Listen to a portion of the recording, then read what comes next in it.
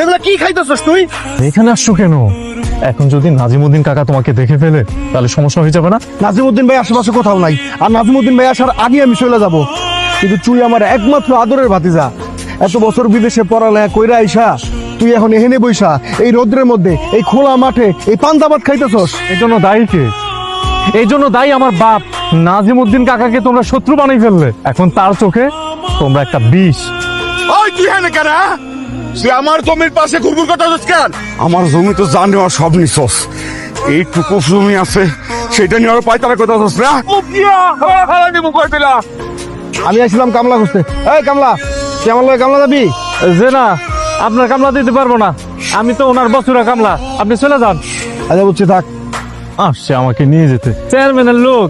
আপনার যত সয় সম্পত্তি আছে আর আত্মসাৎ করতে পারবো না।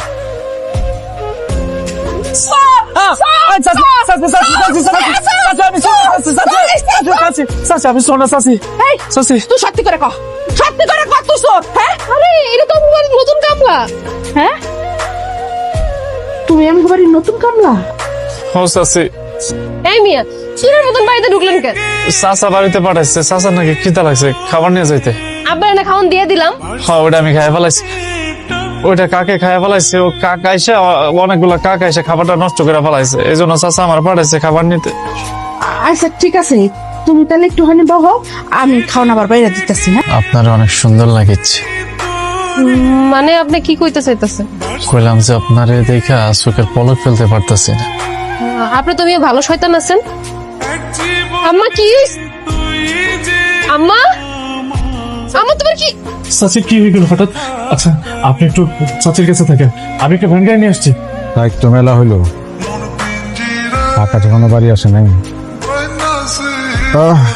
না ভাইজান, তো ফিরে নাই। লড়াই এতদিন পর বাড়ি আসলো, সব তো কোনো পাত্তাই নাই। মনোমিয়া না থাকলে যে আজকে আমার কি হইতো তা আল্লাহই জানে।